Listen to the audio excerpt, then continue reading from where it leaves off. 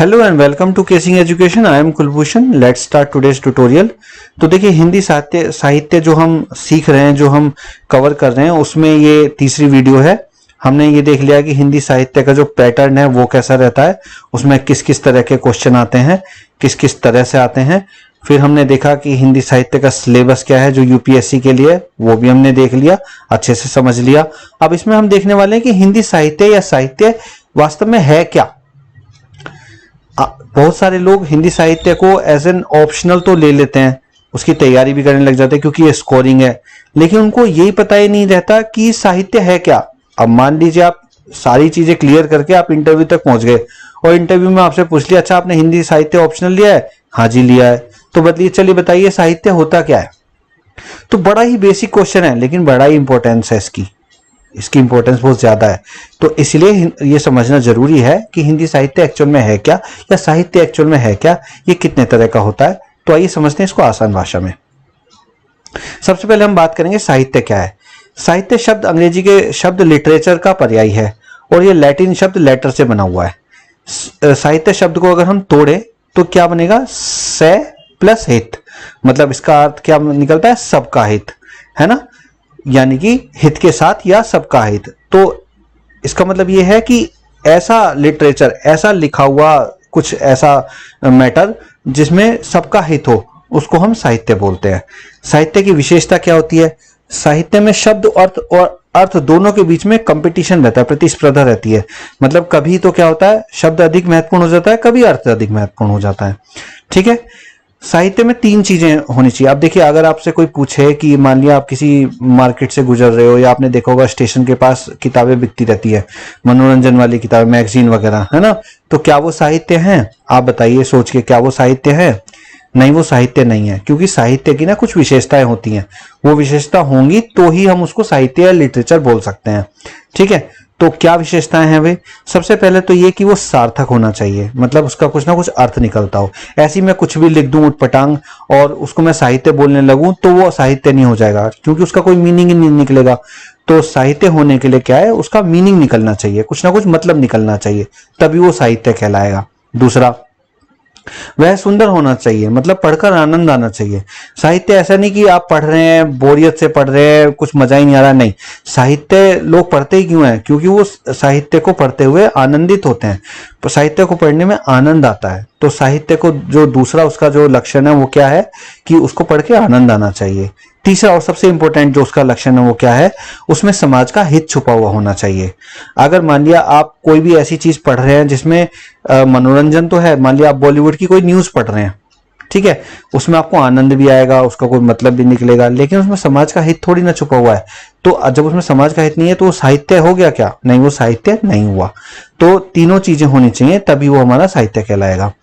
तो साहित्य में आता क्या क्या है? कविता आती है, कहानी आती है, नाटक आता है, निबंध आता है, रिपोर्टाज, जीवनी, रेखा चित्र, यात्रा वृतांत और समालोचना। ये क्या है हम आगे सीखेंगे, जैसे जैसे हम कोर्स में आगे बढ़ेंगे तो ये सारी चीजें हम देखेंगे, सीखेंगे और पढ़ेंगे। अभी फिलहाल मैंने सिर्फ एग्जाम्पल के लिए यहाँ पे लिख दिया है। ठीक है, चलिए आगे चलते हैं। अब आता है साहित्य के प्रकार। साहित्य हमने समझ लिया कि लिटरेचर होता क्या है, लेकिन साहित्य के प्रकार क्या है, कितने तरह का होता है ये। तो देखिए, जो हिंदी साहित्य की अगर हम बात करें तो ये तीन तरह का होता है। एक, या कोई भी साहित्य की अगर हम बात करें तो तीन तरह का होता है। एक तो पद्य, एक गद्य और एक चंपू काव्य। ये तीनों क्या हैं, आइए समझ लेते हैं। सबसे पहले हम पद्य की बात करते हैं। अपने बचपन में किताबों में कबीरदास, तुलसीदास के दोहे तो बहुत पढ़े होंगे। वो क्या है? वो पद्य हैं। ठीक है, पहली चीज तो ये, इसको पद नहीं पढ़ते, इसको पद्य बोलते हैं। ठीक है, तो वो क्या है? वो पद्य का ही एक एग्जाम्पल है। अच्छा, इसकी क्या खासियत होती है? इसमें ना एक लय होती है, एक ना लय बनी रहती है, प्रवाह होता है एक, और ये व्याकरण का नियम पालन नहीं करता है। मतलब कि आपने देखे होंगे सूरदास, कबीरदास जो दोहे वगैरह आप पढ़ते हैं, उसमें क्या रहता है, क्या वो पूरी तरह से व्याकरण के नियमों का पालन करते हैं? नहीं करते हैं वो, क्योंकि वो किसका एग्जाम्पल है? वो पद्य का एग्जाम्पल है, उसमें व्याकरण फॉलो हो जरूरी नहीं है। दूसरा, लेकिन हाँ, इसमें लय, एक लय जरूर रहती है। इसको ना गाने की तरह से गाया जा सकता है, गाने योग्य चीजें होती हैं, इसको लय के साथ गाया जा सकता है ना। जैसे एग्जाम्पल देता हूं मैं, बेटा जैसे कबीरदास की एक रचना है, बेटा जाए क्या हुआ, कहा बजावे थाल, आवन जावन हुए रहा, जो कीड़ी का नाल। मतलब कबीरदास जी देखिए क्या कह रहे हैं इसमें, इसका अर्थ देखते हैं। बेटा पैदा होने पर प्राणी थाली बजाकर इतनी प्रसन्नता क्यों प्रकट करते हो? जीव तो 84 लाख योनियों में वैसे ही आता जाता रहता है जैसे जल से युक्त नाले में कीड़े आते जाते रहते हैं। तो देखिए इसमें कबीरदास जी कहने का क्या तात्पर्य है, कहना क्या चाह रहे हैं कि हमारे समाज में आज भी ये देखा जाता है कि जब लड़का पैदा होगा तो बहुत सारी खुशियां मनाई जाएंगी, ढोल नगाड़े बजाए जाएंगे, मिठाइयां बांटी जाएंगी, और जब लड़की पैदा हो जाएगी तो इस तरह से करेंगे जैसे पता नहीं क्या हो गया, कोई दुख की घटना हो गई, पता नहीं क्या पैदा हो गया, एक तरह से बोझ मानते हैं उसको।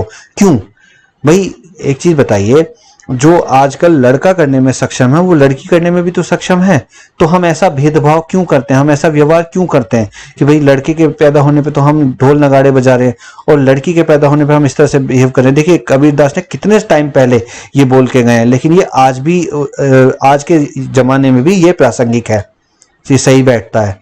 तो समाज को एक संदेश देने की कोशिश कर रहे हैं, समाज का हित इसमें साधने की कोशिश हो रही है, तो इसलिए इसका कोई मीनिंग भी निकल रहा है, तो इसलिए साहित्य है। ठीक है, और ये किस तरह का साहित्य है? ये पद्य साहित्य है। ठीक है, पद्य साहित्य में क्या क्या आता है? कविता, गीत, गाना, दोहा, मुक्तक आदि आते हैं। ठीक है, चलिए आगे बढ़ते हैं। अब आते हैं गद्य।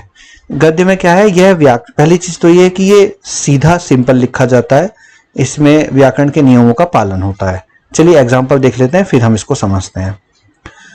ये पर्दा नाम की जो कहानी है साहित्य में, उससे लिया गया एक पैराग्राफ है। चौधरी खानदान अपने मकान को हवेली पुकारता था, नाम बड़ा देने पर भी जगह तंग ही रही।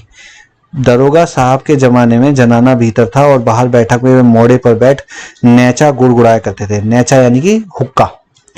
जगह की तंगी की वजह से उनके बाद बैठक भी जनाने में शामिल हो गई और घर की ड्योडी यानी कि जो मेन दरवाजा होता है, पर्दा लटक गया। बैठक न रहने पर भी घर की इज्जत का ख्याल था, इसलिए पर्दा बोरी या टाट का नहीं, बढ़िया किस्म का रहता था। तो सबसे पहले तो देखिए सिंपल तरीके से लिखा हुआ है ना, इसमें व्याकरण के नियम फॉलो हो रहे हैं, इसका कुछ मीनिंग भी निकल रहा है ना। तो ये क्या है हमारा? ये साहित्य है, और ये किस तरह का साहित्य है? ये गद्य साहित्य है। तो इसके चलिए और विशेषताएं देखते हैं। गद्य साहित्य की विशेषता और क्या होती है?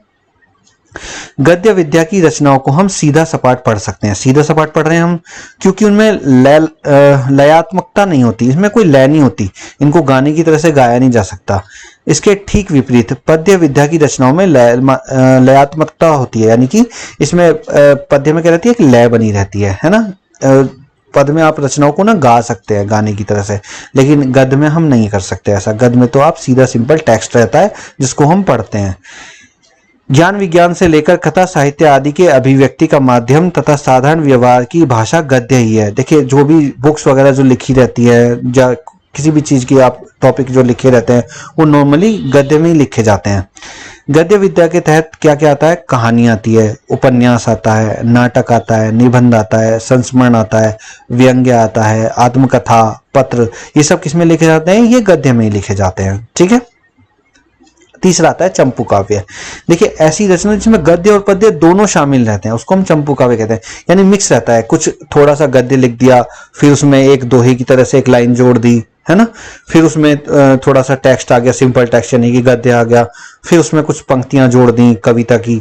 उस तरह से जो लिखा जाता है, उस तरह का जो लिटरेचर होता है उसको हम चंपू काव्य बोलते हैं। ठीक है, इसमें इसके एग्जाम्पल क्या हैं? पंचतंत्र। पंचतंत्र पढ़ी है आपने? बचपन में पढ़ी होती है सभी ने, अगर नहीं पढ़ी है तो आप समझ सकते हैं, उसको देख भी सकते हैं, गूगल पे भी पढ़ने को मिल जाएगी आपको। पंचतंत्र, हितोपदेश आदि कथाएं भी चंपू काव्य की शैली में ही लिखी गई हैं। मतलब उसमें भी क्या क्या है? नॉर्मल टेक्स्ट रहता है, बीच बीच में उसमें कविता की लाइनें डाल देते हैं, कुछ पंक्तियां डाल देते हैं। चतुर्थ शताब्दी यानी चौथी शताब्दी से लेकर बाद तक के शिलालेख में चंपू काव्य का प्रयोग किया गया है। यह काव्य ज्यादा लोकप्रिय नहीं हो सका, नतीजतन काव्य शास्त्र में इसे विशेष मान्यता नहीं दी हुई है। ठीक है, हिंदी में यशोधरा मैथिली शरण गुप्त की जो रचना है उसको चंपू काव्य कहा जाता है क्योंकि उसमें गद्य पद्य दोनों का प्रयोग हुआ है। तो देखिए इस वीडियो में हमने समझा कि लिटरेचर यानी कि जो साहित्य है वो एक्चुअल में है क्या, साहित्य कितनी तरह का होता है, उसकी क्या विशेषता या क्या लक्षण होते हैं, तो हम उसे साहित्य कहेंगे। और फिर हमने देखा कि वो तीनों प्रकार यानी कि गद्य पद्य और चंपू काव्य इनकी क्या विशेषताएं क्या क्या इनमें होता है, ये सारी चीज़ें हमने डिटेल में समझी। अगले आने वाली वीडियो में अब हम पूरा का पूरा जो सिलेबस है वो हम स्टार्ट कर देंगे शुरुआत से। ठीक है, तो चैनल को अगर सब्सक्राइब नहीं किया है तो इसे तुरंत सब्सक्राइब कर लीजिए ताकि आने वाली वीडियो के नोटिफिकेशन आपको मिलते रहें। वीडियो अच्छी लगी है तो लाइक और शेयर करिए। इस वीडियो में इतना ही। Thank you so much. जय हिंद।